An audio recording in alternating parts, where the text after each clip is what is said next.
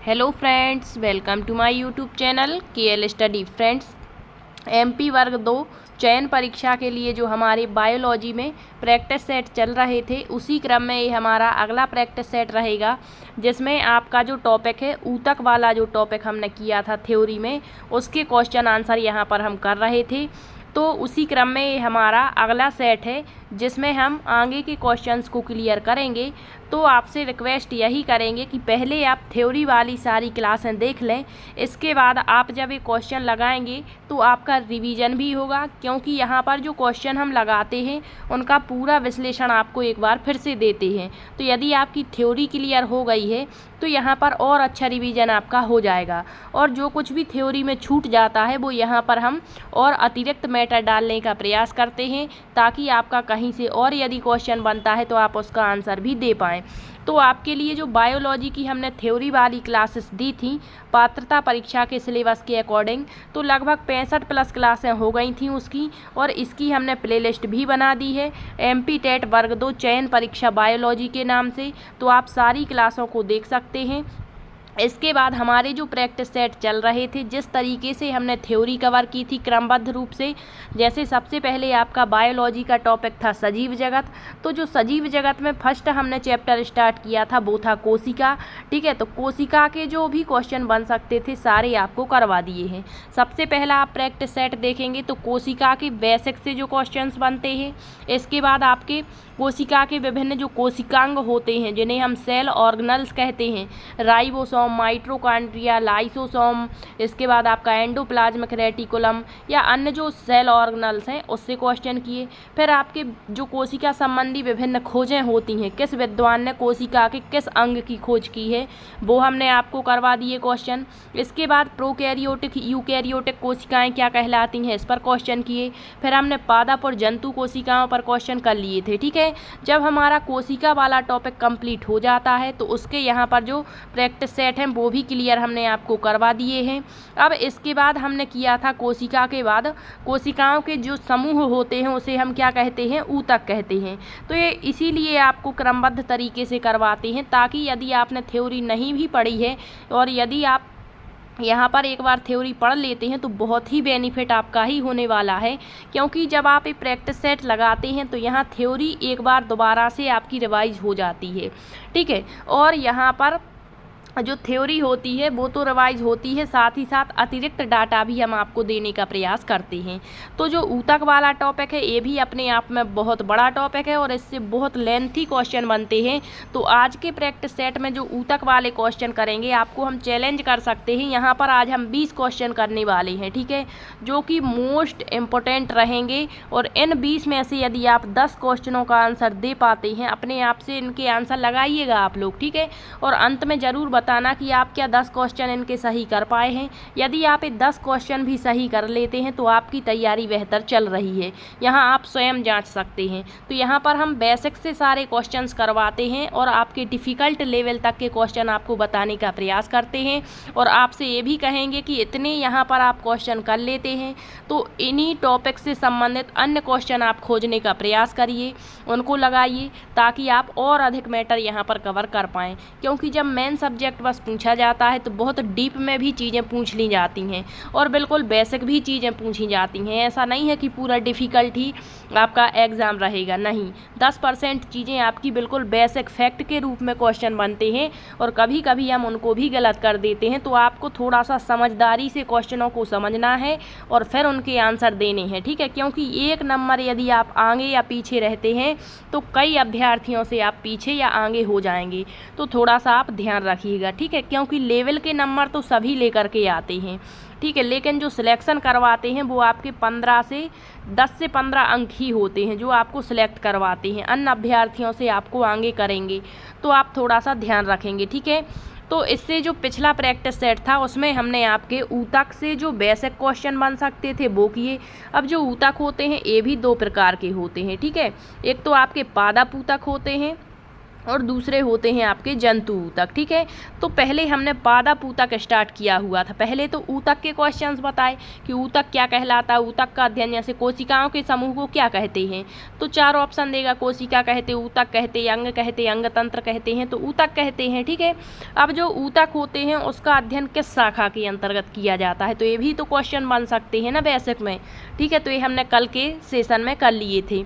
इसके बाद पादप ऊतक स्टार्ट किया था, तो ये अपने आप में बहुत बड़ा चैप्टर है पादप ऊतक वाला, क्योंकि इनको भी फिर हम 2 भागों में वर्गीकृत कर देते हैं। ठीक है, पादप ऊतक को, तो एक तो होते हैं आपके पादप ऊतक में विभज्ययोतकी ऊतक। कौन से होते हैं? विभज्ययोतकी ऊतक, जिन्हें हम क्या कहेंगे, जो विभाजित हो जाते हैं। ठीक है, और एक होते हैं स्थायी ऊतक। स्थायी ऊतक को ही हम अविभज्य ऊतक भी कहते हैं, मतलब जो विभाजित नहीं होते हैं। तो विभज्य ऊतक जो होते हैं ये पुनः से 3 प्रकार के होते हैं। कल हमने इसके सारे क्वेश्चन आपको बताए हुए थे, तो कल का लेक्चर भी आप जरूर देख लें। ठीक है, ये 3 प्रकार के कौन कौन से होते हैं, तो एक तो हमने आपको बताया था शीर्षस्थ ऊतक। ठीक है, दूसरा बताया था पार्श्वस्थ ऊतक, और तीसरा बताया था अंतःवेरसी ऊतक। ठीक है, तो जो शीर्षस्थ, जो पेड़ पौधों के तने हैं जैसे जड़ें हैं, उनके शीर्ष में पाए जाएंगे, जो पार्श्व में पाए जाएंगे वो पार्श्वस्थ कहलाएंगे। ठीक है, और जो बीच बीच में पाए जाएंगे स्थायी ऊतक के, वो अंतर्वेरसी ऊतक कहलाते थे। ठीक है,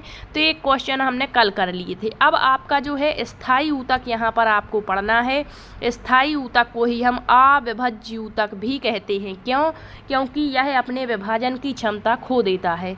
अब जो स्थायी ऊतक होते हैं इनको 2 भागों में बांट दिया जाता है आगे चल करके, तो इनसे बहुत सारे क्वेश्चन बनते हैं और बहुत डिफ़िकल्ट लेवल में इसकी जो भाषा होती है थोड़ी सी आपको समझनी पड़ेगी। यहीं से आपके थोड़े से जटिल क्वेश्चन उठ करके आते हैं। तो आइए आज के सेशन को स्टार्ट करेंगे, और आज के सेशन में हम 20 क्वेश्चन ज़रूर लगाएंगे, लेकिन इससे आपके 100 क्वेश्चन क्लियर होंगे, यकीन मानिए। क्योंकि आप यहाँ थोड़ा सा समझने का प्रयास करना। यदि आप ये सेट पूरा का पूरा अच्छे तरीके से समझ लेते हैं तो आपके 100 क्वेश्चन क्लियर होने वाले हैं। तो देखिए यहाँ क्वेश्चन नंबर 81 से स्टार्ट होगा। इससे पहले हमारे जो 7 प्रैक्टिस सेट हो गए हैं उसमें हमारे 80 क्वेश्चंस हो गए हैं। ठीक है, ये केवल 80 क्वेश्चन नहीं बल्कि आपके यहाँ पर कम से कम 800 क्वेश्चन क्लियर होंगे। आप देखिए जितना भी एनालिसिस देते हैं, क्या आप स्वयं अंदाज़ा लगा सकते हैं क्या उससे क्वेश्चन नहीं बन सकते। तो यहाँ केवल हमारा क्वेश्चन डालने का मतलब ये है कि आप समझ जाएं कि यहाँ से ऐसे क्वेश्चन उठ करके आते हैं। ठीक है, वैसे आपके पास भी कई बुक्स होंगी, आपके पास ऑप्शनल भी बुक्स होंगी, तो आप उससे भी लगा सकते, लेकिन थोड़ा समझने का और क्वेश्चनों को हैंडल करने का तरीका आपको आना चाहिए। तो देखिए सबसे पहले दिया है वह ऊतक जिसमें विभाजन की क्षमता नहीं होती वो क्या कहलाता है। तो ये तो बिल्कुल बेसिक क्वेश्चन हो जाएगा आपका। ठीक है, वह ऊतक जिसमें विभाजन की क्षमता नहीं होती, तो वो आपका क्या कहलाएगा। तो इसका जो करेक्ट आंसर आपको अपने से लगाना है। यदि आप नहीं लगा पाते तो पहले वीडियो को पॉज कर सकते हैं और फिर आप इसका आंसर लगाइए, फिर आप इसके सही आंसर को देख सकते हैं। ठीक है, तो इसका जो करेक्ट आंसर हो जाएगा आपका ऑप्शन ए हो जाएगा, जिसमें विभाजन की क्षमता नहीं होती वो स्थायी ऊतक कहलाता है।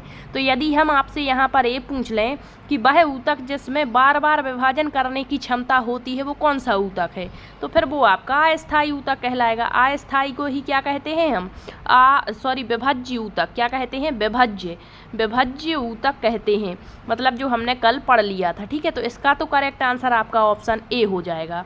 अब हम देखेंगे स्थायी ऊतक क्या कहलाता है, जिसे हम परमानेंट टिश्यू कहेंगे।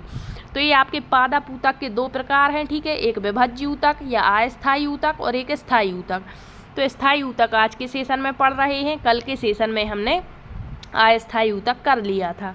तो स्थायी ऊतक, विभज्य ऊतक जो है या अस्थायी ऊतक की वृद्धि के फलस्वरूप ही इसका निर्माण होता है, कल बताया था। ठीक है, इसमें विभाजन की क्षमता नहीं होती या यह अपने विभाजन की क्षमता खो देता है, लेकिन कोशिका का रूप और आकार इसमें निश्चित रहेगा। ये मृत और सजीव होते हैं। कोशिका भित्ति इनकी जो है सेल वॉल वो कैसी होती है, पतली मोटी होती है। कोषाद्रव में बड़ी रसधानी इसमें उपस्थित रहती है, वैक्यूल्स पाया जाता है। तो ये तो हो गए स्थायी ऊतक की डेफिनेशन। अब यहाँ से डायरेक्ट हमने तो ये पूछ लिया क्वेश्चन कि जो है विभाजन की क्षमता नहीं होती वह कौन सा ऊतक है, तो स्थायी ऊतक है। यहाँ ये भी पूछ सकता है कि वह कौन सा ऊतक है जो अस्थायी ऊतक की वृद्धि के फलस्वरूप बनता है, तो वो स्थायी ऊतक ही है आपका। वह कौन सा ऊतक है जिसमें जो है कोषाद्रव में बड़ी रसधानी होती है या कोशिका भित्ति पतली मोटी दोनों टाइप्स की होती है, वो भी स्थायी ऊतक है। तो हर एक पॉइंट से यहाँ आपका क्वेश्चन बनेगा, ठीक है। तो ये हुआ आज का फर्स्ट क्वेश्चन। अगला क्वेश्चन देखिए, उत्पत्ति के आधार पर। अब यहाँ जो आपका स्थायी ऊतक है इसको दो भागों में, एक तो उत्पत्ति के आधार पर बांटा गया है और दूसरा संरचना के आधार पर। तो यहाँ पूछा है उत्पत्ति के आधार पर स्थायी ऊतक कितने प्रकार के हैं, तो इसका करेक्ट आंसर आपका हो जाएगा ऑप्शन ए, 2 प्रकार के होते हैं। किसके आधार पर? उत्पत्ति के आधार पर, ठीक है। अब ये 2 प्रकार कौन कौन से हैं उत्पत्ति के आधार पर? तो एक तो प्राथमिक आपका स्थायी ऊतक और एक द्वितीयक स्थायी ऊतक। तो जो प्राथमिक स्थायी ऊतक होगा वह हमने जो आपके विभज्य ऊतक पढ़े थे या जो अस्थायी ऊतक कल पढ़े थे उनमें हमने पढ़ा था, उसके 3 प्रकार होते हैं। कौन कौन से 3 प्रकार बताए थे? एक तो आपको शीर्षस्थ बताया था, एक अंतर्वेशी बताया था और तीसरा बताया था पार्श्वस्थ, ठीक है। तो यहाँ पर जो प्राथमिक ऊतक है वो किससे बना है? अभी आपको बताया जो स्थायी ऊतक है वो अस्थायी ऊतकों से ही बनते हैं, ठीक है। तो जो प्राथमिक ऊतक हैं वो किससे बने हैं? तो जो अस्थायी ऊतक हैं उनके शीर्षस्थ और अंतर्वेशी ऊतकों से बने हैं। और द्वितीयक ऊतक किससे बने हैं? पार्श्वस्थ से, ठीक है। तो अब आप यहाँ समझ सकते हैं कि जो शीर्षस्थ कहाँ पाया जाता है? पौधे तने के मतलब जो पौधा है उसके तने और जड़ों के अग्रभाग में या शीर्ष भाग में, ठीक है। और यह कहाँ पाया जाता है? स्थायी ऊतक के बीच बीच में। तो जहाँ पर ए पाया जा रहा है पौधे के भागों में वहीं ए होगा, ठीक है। तो इस तरीके से आप थोड़ा सा समझिए। तो ये हो गया उत्पत्ति के आधार पर स्थायी ऊतक के प्रकार। अगला देखिए, संरचना के आधार पर स्थायी ऊतक कितने प्रकार के होते हैं? तो चाहे उत्पत्ति के आधार पर पूछ लें या फिर संरचना के आधार पर, 2 प्रकार होते हैं इनके। तो इसका करेक्ट आंसर भी आपका ऑप्शन ए हो जाएगा, 2 प्रकार ही होते हैं। अब संरचना के आधार पर कौन कौन से 2 प्रकार हैं? ए इम्पोर्टेंट है, यहाँ पर आपको पढ़ना है। संरचना के आधार पर स्थायी ऊतक के 2 प्रकार, एक तो आपका सिंपल टिश्यू यानी सरल ऊतक और एक है कॉम्प्लेक्स टिश्यू अर्थात जटिल ऊतक। अब आप ये जो सरल और जटिल ऊतक हैं इनका वर्गीकरण देखेंगे तो आप जो देखेंगे कि कितने कॉम्प्लेक्स यहाँ पर क्वेश्चन बनते हैं, ठीक है। तो देखिए, ये तो हो गया आपका बेसिक कि स्थायी ऊतक क्या है, उत्पत्ति के आधार पर कितने प्रकार हैं और आपके संरचना के आधार पर कितने प्रकार हैं। अगला क्वेश्चन देखिए, क्वेश्चन नंबर 84 होगा, दिया गया है समरूप या समान कोशिकाओं से बने हुए स्थायी ऊतक को क्या कहते हैं? तो जो हमने संरचना के आधार पर ऊतक के 2 प्रकार पढ़े हैं, सरल और जटिल, उसमें जो आपका सरल ऊतक है वो कैसे बना होता है? तो समान या समरूप कोशिकाओं से बना होता है। वो कौन सा हो जाएगा आपका? सही आंसर आपका ऑप्शन ए हो जाएगा। लेकिन जो जटिल ऊतक है यह 2 या 2 से अधिक कोशिकाओं से मिलकर बना होता है, तो वो जटिल ऊतक कहलाता है, ठीक है। तो इसका करेक्ट आंसर ऑप्शन ए हो जाएगा। तो यहाँ हमने आपको एक क्वेश्चन बताया, इससे आपके 2 क्वेश्चन क्लियर हो गए। समरूप समान कोशिकाओं से बना हुआ स्थायी ऊतक कौन सा है? तो सरल। यहाँ हमने स्थायी डाल दिया, यदि ऊतक भी कहेगा तो आपको समझना है, ठीक है। तो थोड़ा सा क्वेश्चन को अच्छे से पढ़ना। और यहीं पूछ सकता है कि 2 या 2 से अधिक कोशिकाओं से बने हुए ऊतक को क्या कहेंगे, तो फिर आपका जटिल सही हो जाता। तो इसका आंसर आपका ए सही हो जाएगा। अब देखिए, जो सरल ऊतक होता है इसका एक दूसरा नाम भी होता है, इसी को हम क्या कहते हैं? भरण ऊतक। क्या कहते हैं? भरण ऊतक। ये याद रखिए, अभी आगे चलकर हम इससे भी आपको क्वेश्चन बताएंगे किस तरीके से बनता है, ठीक है। तो सरल ऊतक आपका किससे बना है? समरूप या समान कोशिकाओं से बना है और यह 3 प्रकार का होता है। यहाँ से खूब क्वेश्चन पूछता है, कभी कभी मृद ऊतक कहेगा, स्थूल कोण ऊतक या दृढ़ ऊतक, और कभी कभी हिंदी में जो इंग्लिश नाम है इसको हिंदी में लगता है पेरेना कायमा करके, फिर लगता है कॉलेना कायमा करके और फिर स्क्लेरेना कायमा करके। तो आपको तीनों वर्ड इंग्लिश हिंदी दोनों में याद रखने हैं। पेरेना कायमा मतलब मृद ऊतक, कॉलेनकायमा मतलब स्थूल ऊतक, और स्क्लेरेनकायमा मतलब दृढ़ ऊतक। तो जो सरल ऊतक है, यहाँ क्वेश्चन डायरेक्ट भी पूछ सकता है कि बताइए सरल ऊतक का एक प्रकार नहीं है या फिर भरण ऊतक का एक प्रकार नहीं है। यदि सरल नहीं देगा और भरण दे देगा तो आप कन्फ्यूजन में आ जाएंगे कि ये कहाँ की शब्दावली आ गई। तो थोड़ा सा याद रखिए, ठीक है। तो ये 3 प्रकार हैं, कौन कौन से? मृदु ऊतक जिसे पेरिनकायमा कहेंगे, स्थूल कोण ऊतक कॉलेनकायमा, दृढ़ ऊतक स्क्लेरेनकायमा, ठीक है। अब देखिए आगे आपको जब हम क्वेश्चन और अभी बताएंगे तो वहाँ ये शब्द नहीं होंगे, डायरेक्ट आपको ये शब्द देखने को मिलेंगे। तो थोड़ा सा यहाँ आप पॉज करके एक बार इसको अच्छे से रट लीजिए, ठीक है। अब देखिए अगला क्वेश्चन, कौन सा सरल स्थायी ऊतक का प्रकार नहीं है? इस तरीके से अभी बताया आपको, यहाँ सरल की जगह पूछ लेता कौन सा एक भरण ऊतक का इस प्रकार नहीं है। तो यहाँ अभी आपको बताया मृदु ऊतक भी है, स्थूल कोण ऊतक भी इसका प्रकार है, दृढ़ ऊतक भी है, लेकिन अंतर्वेदसी ऊतक इसका प्रकार नहीं है। यह तो आपका विभज्य ऊतक है, ठीक है। तो इसका करेक्ट आंसर ऑप्शन डी हो जाएगा। अब देखिए यहाँ पर ये है इनके तीनों प्रकार, ये अभी आपको बता दिए हैं।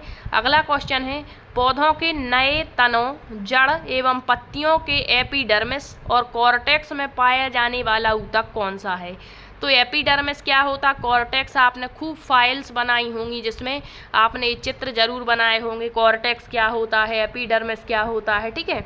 तो पूछा गया है कि इनमें से जो 3 ऊतक के प्रकार हम अभी पढ़कर आ रहे हैं सरल ऊतक के, तो उसमें से वह कौन सा ऊतक है जो पौधों के नए जो तने होते हैं, कोमल तने, जड़ और पत्तियों के एपिडर्मिस और कॉर्टेक्स में पाया जाता है? तो इसका करेक्ट आंसर हो जाएगा आपका ऑप्शन ए, वह है आपका पेरिनकायमा मृदु ऊतक, ठीक है। अब ये मृदु ऊतक क्या होता है यहाँ थोड़ा सा समझ लीजिए आप। पेरिनकायमा जिसे कहेंगे, तो यह एक अत्यंत सरल प्रकार का स्थायी ऊतक है। इस ऊतक की कोशिकाएं कैसी होती हैं? तो जीवित, गोलाकार, अंडाकार, बहुभुजी और अनियमित आकार की होती हैं। इस ऊतक के कोशिका में सघन कोशाग्र और केंद्रक भी होता है। इनकी कोशिका भित्ति पतली सेल्यूलोज की बनी होती है। इंटरसेल्यूलर अवकाश भी रहता है। मध्य में बड़ी रसधानी भी होती है और यह नए तने, जड़, पत्तियों के एपिडर्मिस कॉर्टेक्स में पाया जाता है। कुछ मृदु ऊतक में क्लोरोफिल, सभी में नहीं, कुछ में। इन ऊतकों को हरित ऊतक या क्लोरेनकायमा भी कहते हैं, ठीक है। यहाँ क्लोरेनकायमा नहीं होगा, यहाँ होगा पेरिनकायमा या क्लोरेनकायमा भी बोल सकते क्योंकि इसमें कहीं कहीं क्लोरोफिल है, ठीक है। तो ये हो गया आपका मृदु ऊतक। इसके कार्य देखिए, एपिडर्मिस के रूप में पौधों का संरक्षण करता है, मतलब जो पौधों के ऊपरी भाग होते वहाँ एक परत पाई जाती है जिसे एपिडर्मिस कहते हैं। पत्तियों में भोजन का निर्माण करना, ऊतक जो है संचित क्षेत्र में भोजन का संचय और उत्सर्जी पदार्थ जैसे गोंद, रेजिन, टैनिन इसको भी संचित करता है और यह ऊतक भोजन के पार्श्व चालन में सहायक होता है। तो इस सरल स्थायी ऊतक का पहला प्रकार हो गया मृदु ऊतक, जिसे हम क्या कहते हैं? तो मृदु ऊतक को कहते हैं पेरिनकायमा। अगला क्वेश्चन, वह कौन सा ऊतक है जो विशेषकर तने के एपिडर्मिस के नीचे पर्णवृंत, पुष्पवृंत और पुष्पावली पर पाया जाता है लेकिन जड़ों में ये नहीं पाया जाता है? तो इसका करेक्ट आंसर हो जाएगा ऑप्शन बी। आपका कौन सा हो जाएगा? ऑप्शन बी, स्थूल कोण ऊतक जिसे कहेंगे हम कॉलेनकायमा। क्या कहेंगे? कॉलेनकायमा, ठीक है। अभी क्या होता है इसको देखिए। पौधों में लचीलापन, मोस्ट इम्पोर्टेंट क्वेश्चन, पौधों में लचीलापन किस ऊतक के कारण होता है? तो वो आपका स्थूल कोण ऊतक ही है, कॉलेनकायमा ही है, ठीक है। इस ऊतक की कोशिकाएं केंद्रक युक्त, लंबी, अंडाकार, बहुभुजी, जीवित और रसधानी युक्त हैं। इसमें भी हरित लवक है एवं भित्ति के किनारों पर सेलुलोज होने से क्या होता है? स्थूलन होता है। अंतरकोश की स्थान इसमें थोड़ा कम होता है। ऊतक पौधे के नए भागों पर विशेषकर तने के एपिडर्मिस के नीचे पर्णवृंत, पुष्पवृंत, पुष्पावली पर होता है, जड़ों में ये नहीं होता है।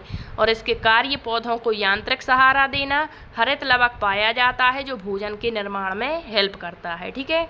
तो ये हो गया दूसरा प्रकार। अगला देखिए, वे पौधे जिनसे रेशा उत्पन्न होता है उनमें कौन सा ऊतक प्रचुर मात्रा में पाया जाता है? तो जिनसे रेशा उत्पन्न, जैसे नारियल हो गया आपका, ठीक है, नारियल हो गया तो इससे रेशा प्राप्त करते हैं। तो बताइए, ये भी पूछ सकता है नारियल में जो रेशा उत्पन्न होता है उसमें कौन सा ऊतक है? तो इसका जो करेक्ट आंसर हो जाएगा वो आपका ऑप्शन नंबर सी हो जाएगा, दृढ़ ऊतक स्क्लेरेना कायमा, ठीक है।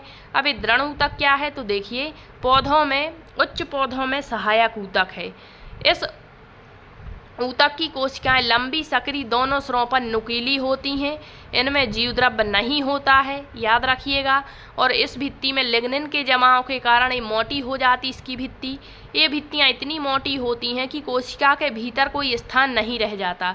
मतलब पूछ सकता है कि कोशिका के भीतर जो अंतर कोशिकीय अवकाश है कौन से ऊतक में नहीं होता, तो वो इसमें नहीं होता है। इससे पहले हमने पढ़ा मृद ऊतक में बहुत ज़्यादा स्पेस होता है, फिर इसके बाद स्थूल कोण ऊतक में थोड़ा कम होता है, लेकिन यहाँ पर तो होता ही नहीं है। यह कॉर्टेक्स पेरिसाइकिल संवहन बंडल में पाया जाता है, ये भी याद रखिए। दृढ़ ऊतक पौधे के तने, पत्तियों के सिरा, फलों, बीजों के आवरण, नारियल के बाहरी रेशेदार छिलके में पाए जाते हैं। जिन पौधों में रेशा उत्पन्न होता है उनमें यह ऊतक प्रचुर मात्रा में पाया जाता है। जैसे कपास हो गया आपका, ठीक है, तो इसमें ये अधिक मात्रा में होगा। अब देखिए यहाँ पर यह इसके कार्य यांत्रिक सहारा और पौधों के यांत्रिक भागों की रक्षा करना, ठीक। अगला क्वेश्चन है, निम्नलिखित में से किस ऊतक में मृत कोशिकाएं होती हैं। तो ये 4 ऑप्शन दिए हैं, आपको बताना है मृत कोशिकाएं कौन से ऊतक में होती हैं। तो आप देखिए यहाँ हिंदी नाम नहीं दिए, केवल इंग्लिश में नाम दिए हैं। तो आपको समझना है स्क्लेरेना कायमा मतलब होता है आपका दृढ़ ऊतक। क्या होता है? दृढ़ ऊतक।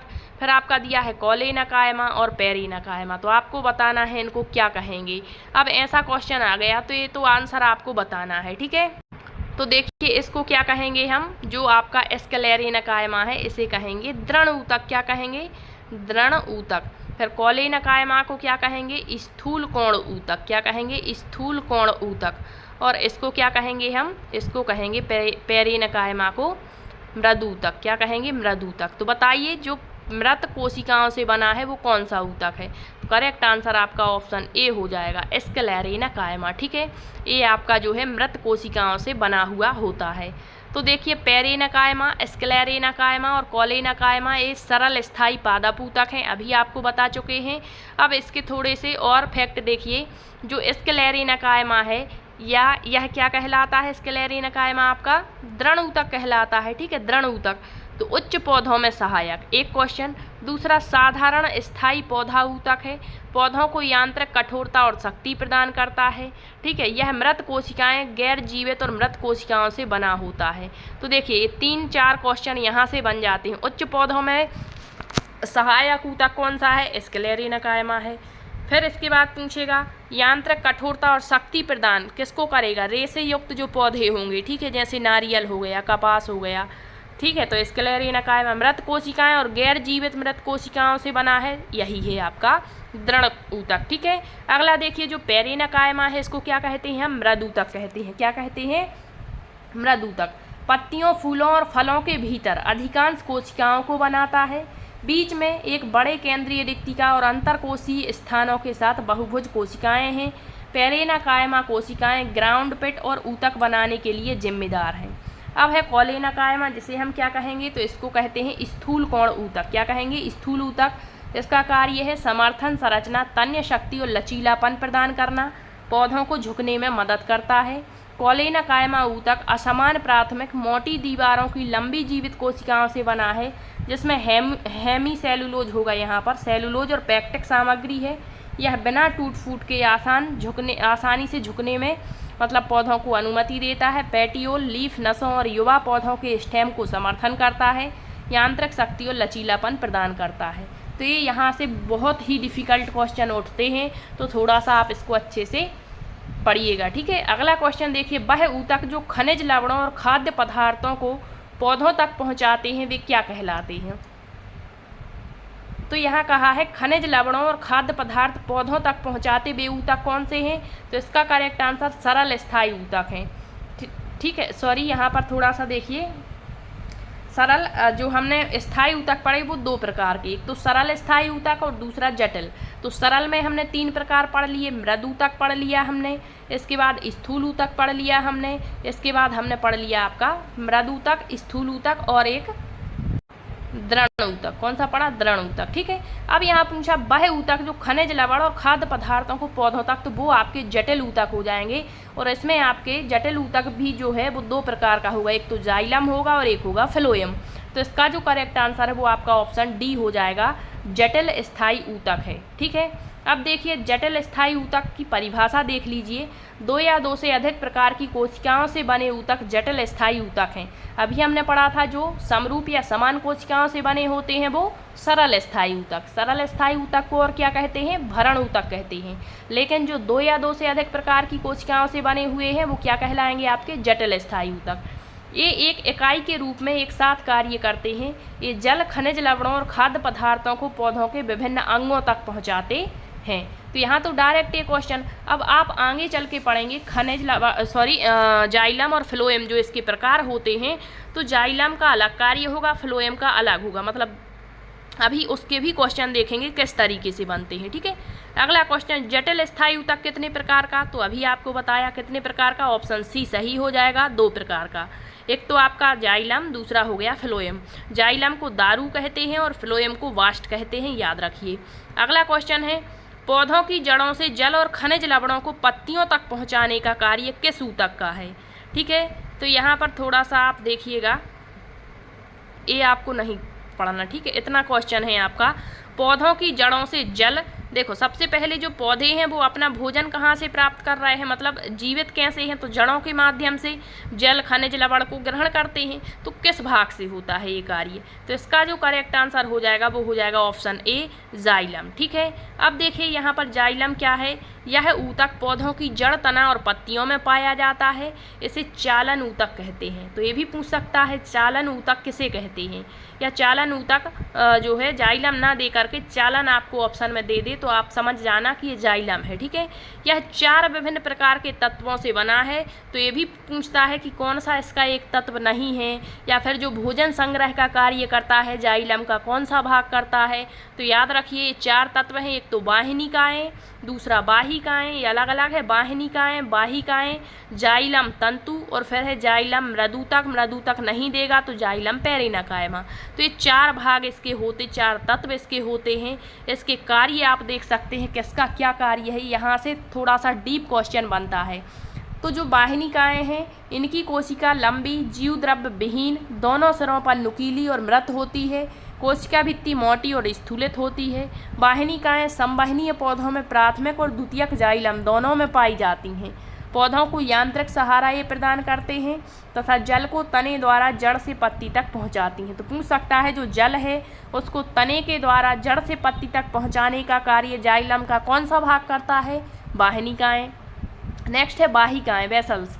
इनकी कोशिकाएँ मृत और लंबी नली के समान हैं। कभी कभी स्थूलित भित्तियाँ विभिन्न तरह से मोटी होकर बलेआकार, सर्पिलाकार, सीढ़ीनुमा जालिका रूपी वाहिकाएँ बनाती हैं। ये आवृतबीजी पौधों के प्राथमिक और द्वितीयक जाइलम में होती हैं। ये पौधे की जड़ से जल और खनिज लवण को पत्ती तक पहुंचाती हैं। ठीक है, अब देखिए अगला है, ये आपके जल को तने द्वारा जड़ से पत्ती तक, ये जल को भी और खनिज लवण को भी। नेक्स्ट है जाइलम तंतु, फाइबर। ये लंबी शंकु रूप में स्थूलित भित्ति वाली मृत कोशिकाएं हैं।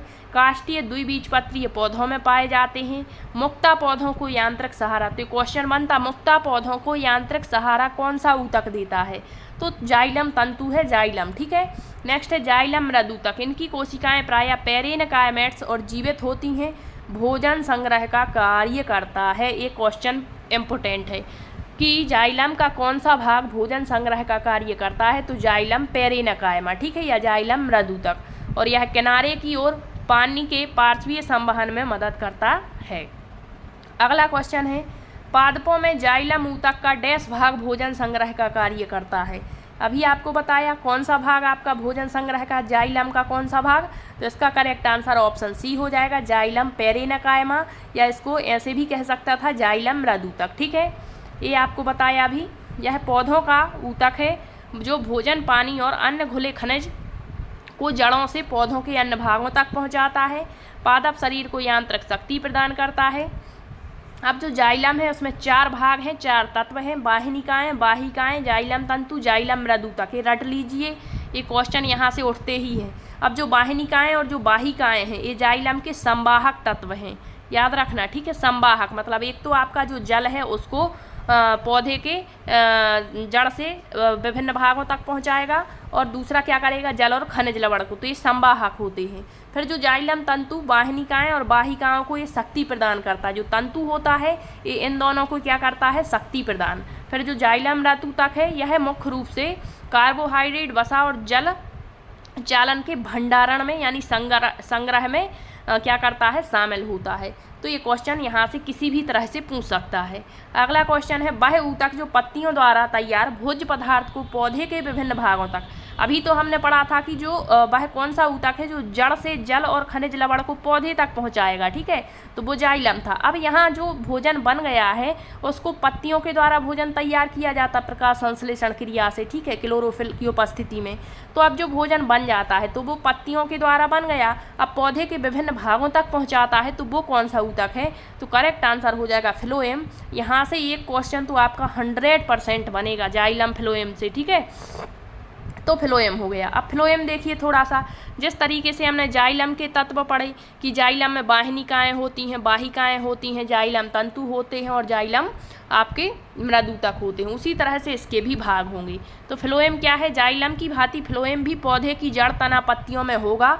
यह पत्तियों द्वारा तैयार भोज्य पदार्थ को पौधे के विभिन्न भागों में पहुंचाएगा। इसे संचयक ऊतक कहेंगे, उसे चालन ऊतक कहते थे, इसे संचयक ऊतक कहेंगे, ठीक है। यह पौधों को यांत्रिक संचयन प्रदान करता है। तो याद रखिए किसको क्या कहते हैं। इसके 4 तत्व हैं, इसके भी 4 तत्व हैं, कौन कौन से, तो एक तो चालनी नलिकाएं, सहकोशिकाएं, फ्लोएम तंतु और फ्लोएम मृदुतक। तो चालनी नलिकाएं क्या होती हैं, तो यह लंबी बेलनाकार छिद्रित भित्ति वाली कोशिकाएं हैं। चालनी नलिकाएं संवहनीय पौधों के फ्लोएम में पाई जाती हैं। इस नलिका द्वारा तैयार भोजन पत्तियों से संचय अंग और संचय अंग से पौधों की वृद्धि क्षेत्र में जाता है। सहकोशिकाएं ये चालनी नलिकाओं के पार्श्व भाग में होंगी। प्रत्येक सहकोशिका लंबी और जीवित होगी, जिसमें केंद्रक और जीवद्रव्य होगा। यह चालनी नलिकाओं में भोज्य पदार्थ संवहन में सहायता करती हैं। फ्लोएम तंतु क्या करेगा, तो यह लंबा दृढ़ स्क्लेरेनकाइमेट्स कोशिकाओं का बना है। फ्लोएम ऊतक को यांत्रिक सहारा देगा। और फ्लोएम जो मृदुतक है यह जीवित, लंबी एवं केंद्रक युक्त कोशिकाएं हैं जो सह कोशिकाओं के निकट स्थित होती हैं, भोज्य पदार्थ के संवहन में सहायक होती हैं। तो ये इसके भाग हो गए। जाइलम फ्लोएम आप समझ गए होंगे। अगला देखिए, संवहन कैम्बियम सामान्य रूप से डैश उत्पन्न करता है। तो जो संवहन कैम्बियम है वो क्या उत्पन्न करता है, तो इसका करेक्ट आंसर द्वितीयक जाइलम हो जाएगा। अब ये देखिए, जो जटिल स्थायी ऊतक हैं वो कितने प्रकार के हैं, 2 प्रकार के, एक तो जाइलम और एक क्या है, फ्लोएम। अब जो जाइलम है इसको फिर से 2 भागों में हम बांट देते हैं, एक तो प्राथमिक जाइलम में और द्वितीयक जाइलम में। अब ये जो प्राथमिक जाइलम है ये पहला गठित जाइलम है। इसकी उत्पत्ति प्राकएधा से होती है। यह 2 रूपों में विकसित होता है।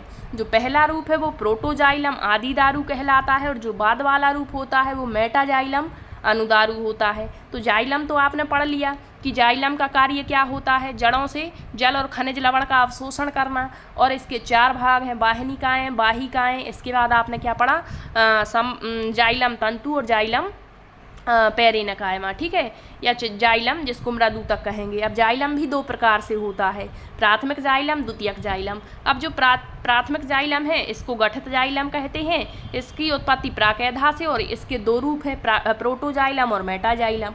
अब जो द्वितीयक जाइलम है यह इसे लकड़ी कहा जाता है और यह संवहनीय एधा से प्राप्त होता है।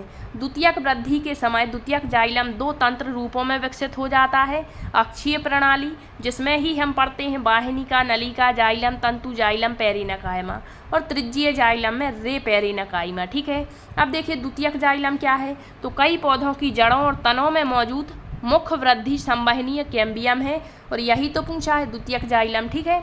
तो संवहनीय कैम्बियम कौन सा है आपका, द्वितीयक जाइलम। प्राथमिक फ्लोएम और प्राथमिक जाइलम के बीच जो विभज्य ऊतक मौजूद होता है वह उसकी एक परत है। द्वितीयक वृद्धि के समय संवहनीय कैम्बियम पित्त की ओर द्वितीयक जाइलम और छाल की ओर द्वितीयक फ्लोएम को उत्पन्न करता है। क्या कहा है कि जब द्वितीयक वृद्धि होती है पौधे में तो उस समय जो संवहनीय कैम्बियम है वो पित्त की ओर तो क्या करता है, द्वितीयक जाइलम, और छाल की ओर द्वितीयक फ्लोएम को उत्पन्न करता है। और कैम्बियम जो प्राथमिक फ्लोएम और प्राथमिक जाइलम के बीच मौजूद है, संवहनीय पूलकों के भीतर अंतःपूलीय कैम्बियम कहलाता है। तो इसका जो करेक्ट आंसर है सामान्य कैम्बियम सामान्य रूप से क्या होता है, संवहन कैम्बियम द्वितीयक जाइलम होता है। अब दिया है यहाँ फैलोडर्म प्राथमिक फ्लोएम, तो इनको भी हम देख लेते हैं क्या होते हैं। फैलोडर्म देखिए, जो एपिडर्मिस के स्थान है उस पर एक सुरक्षात्मक परत बनाने के लिए द्वितीयक ऊतकों का एक समूह फैलोडर्म कार्क कैम्बियम और कार्क से बना होता है, इसी को हम पेरिडर्म या फैलोडर्म कहते हैं। फिर प्राथमिक फ्लोएम प्रोकैम्बियम प्राथमिक वृद्धि के दौरान प्राथमिक फ्लोएम को उत्पन्न करता है और यह पौधे की वृद्धि को सक्षम बनाता है। अगला क्वेश्चन है, पौधों में जल परिवहन के लिए उत्तरदायी हैं, तो क्या है जल परिवहन के लिए उत्तरदायी, तो क्या जाइलम है, फ्लोएम है, हरितलवक है या सिराएं हैं। तो जल परिवहन के लिए उत्तरदायी है जो आपका वो कौन सा है, आपका जाइलम, ऑप्शन ए सही हो जाएगा। नेक्स्ट है आपका पादप ऊतक में डैश की कोशिका भित्ति सुबेरिन द्वारा स्कंदित होती है जो उन्हें गैस और जल के अणुओं के लिए अभेद्य बनाती है, तो इसका करेक्ट आंसर ऑप्शन बी हो जाएगा, कार्क। पादप ऊतक में कार्क की कोशिका भित्ति सुबेरिन द्वारा स्कंदित है और उन्हें पानी और गैस अणुओं के लिए अभेद्य बनाएगी। नेक्स्ट है कॉर्टेक्स एक प्रकार का क्या है, तो कॉर्टेक्स क्या है एक प्रकार का, इसका करेक्ट आंसर हो जाएगा आपका भरण ऊतक है। क्या है, भरण ऊतक।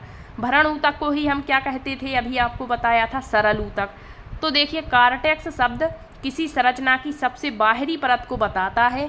मस्तिष्क में आपने पढ़ा होगा कॉर्टेक्स अक्सर सेरेब्रल कॉर्टेक्स को संदर्भित करता है।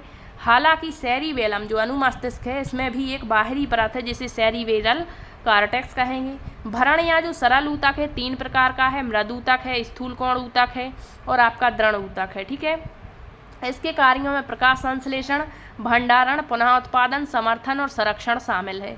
नेक्स्ट है संवहनीय ऊतक कौन सा है, तो अब इस तरीके से दिया है तो संवहनीय ऊतक बताना है, इसका करेक्ट आंसर आपको बताना है क्या हो जाएगा, ऑप्शन नंबर बी, जाइलम और फ्लोएम संवहन का जो कार्य करते हैं। ठीक है, अब यहाँ एक दिया है मृदु ऊतक, स्थूल कोण ऊतक और दृढ़ ऊतक, तो ये आपके सरल स्थायी ऊतक है। क्या है, सरल या भरण ऊतक है ये। ठीक है, अब जो संवहनीय ऊतक है ये क्या है, संवहनीय ऊतक को ही हम क्या कहते हैं, जटिल ऊतक या इसी को कहते हैं संवहनीय ऊतक, तो इसका करेक्ट आंसर आपका ऑप्शन बी हो जाएगा। संवहनीय ऊतक, इस ऊतक द्वारा पौधे द्रव और पोषक तत्वों को परिसंचरित करते हैं। संवहनीय ऊतक 2 प्रकार के हैं, जाइलम और फ्लोएम। जाइलम जड़ों से पानी और पोषक तत्वों को ऊपर ले जाता है भोजन बनाने के लिए, और जब पत्तियां भोजन बना लेती हैं तो जो फ्लोएम होता है वह उन भोजन को पौधे के अन्य भागों में वितरित करता है। अब आज का लास्ट क्वेश्चन है, इसका आंसर आपको बताना है। पौधे में लचीलापन निम्न में से किस ऊतक के कारण होता है, ये अभी हमने ऊपर आपको बताया था। ठीक है, तो इसका आंसर आप कमेंट्स बॉक्स में ज़रूर बताइए। तो आज हमारा जो पादप ऊतक होता है उससे जितने भी क्वेश्चन यहाँ बन सकते थे आपको करवा दिए हैं। इसके बाद हमने टॉपिक पढ़ा हुआ था थ्योरी में जंतु ऊतक। जंतु ऊतक भी बहुत बड़ा है, उसमें भी जो है आपको पूरा वर्गीकरण पढ़ना होता है, कंकाल ऊतक क्या है, तंत्रिका ऊतक क्या है, एपिथीलियम ऊतक क्या है, इनसे कई क्वेश्चन बनते हैं। तो अगले सेशन में हम जंतु ऊतक से बनने वाले क्वेश्चनों को करेंगे। यदि आपको सेशन पसंद आया है तो शेयर ज़रूर करिए। कहीं पर भी कोई भी आपका डाउट बनता है तो आप कमेंट्स के माध्यम से पूछ सकते हैं। मिलते हैं अगले सेशन में, तब तक के लिए बहुत बहुत धन्यवाद।